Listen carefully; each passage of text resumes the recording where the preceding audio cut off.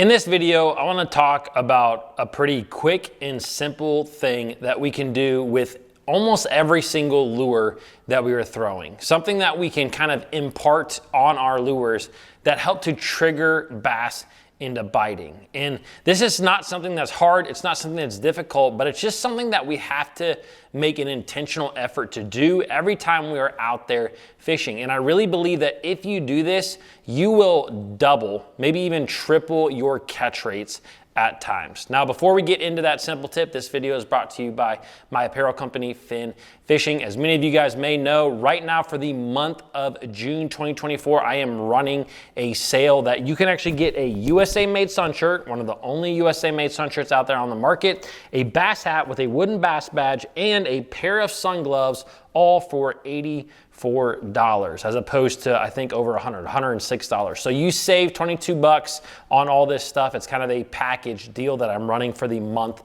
of June. So if you guys would like to help support this channel, click that link down below. Shop at Finn Fishing today. I greatly appreciate it. All right, let's talk about this very simple tip. And this is something that I've talked about with certain lures before, but the more and more fishing that I do, especially in highly pressured bodies of water, the more that I just see all these really small things that we do to our lures that can just increase our bites so much. And this is the biggest thing that I see when I have either newer anglers get in my boat or even co-anglers that I've had in my boat over the years, is when they go to cast a certain bait, they go out there and they basically just cast that thing and they reel it back, or they really just kind of work a bait. Maybe if it's a bottom bait, they're working it very slowly across the bottom, or they're just casting a moving bait out and reeling it straight back. Now, this can absolutely get you bites from time to time,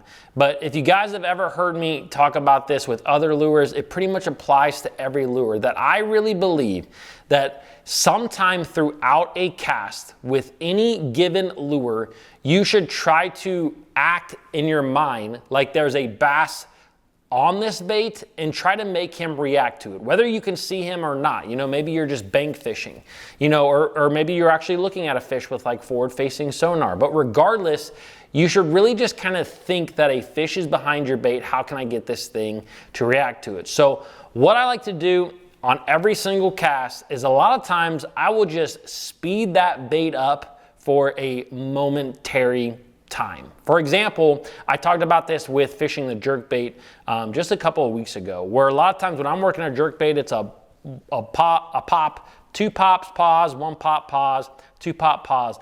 But what I like to do a lot now is every now and then when I am working that jerkbait, I will pop it 3 or 4 or 5 quick times upwards. So I am changing the direction of that bait in the water. And so when that bass is tracking that bait and it's kind of doing the same thing over and over again, all of a sudden, bam, bam, bam, bam, to that bass, this is what it looks like more or less in nature when a bait fish is trying to flee away from the bass. And sometimes that 3 or 4 pops upwards gets that fish to hit that bait. But you can do this, and you should do this with every lure that we own. For example, the other night, I was throwing a top water bait.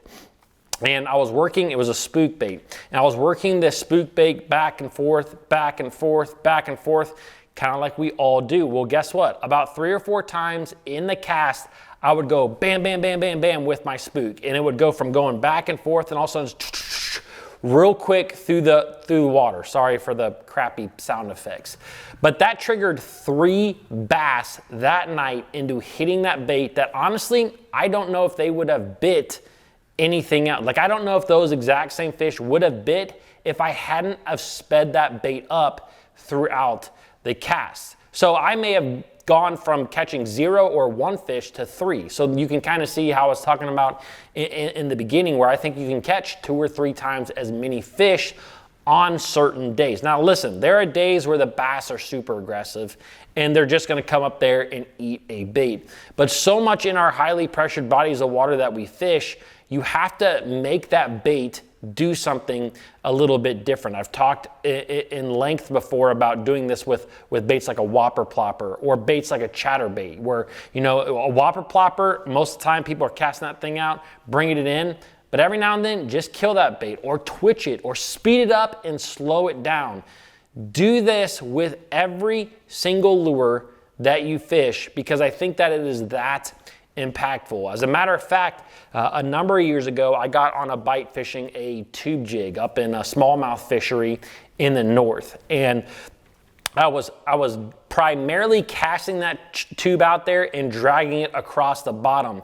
And I would catch fish doing that, but I noticed there was just this one day I noticed that I had gotten hung on a rock down there. So I'm sitting there and I'm snapping my rod, and finally I snap it, I break it free from the rock, it shoots up, and all of a sudden, bam, a fish grabs it, and I set the hook, and it ended up being one of the biggest fish that I'd caught that day. And it just hit me like a ton of bricks. Maybe I should start popping this tube. So I went from catching like a lot of average size fish to popping that tube up and catching a lot bigger quality fish, just because no matter if I was getting stuck or not, I would drag that bait for 10, 15 feet, and then I'd bam, bam, bam, I'd pop it up in the air, and it just did something different enough to trigger those bigger fish.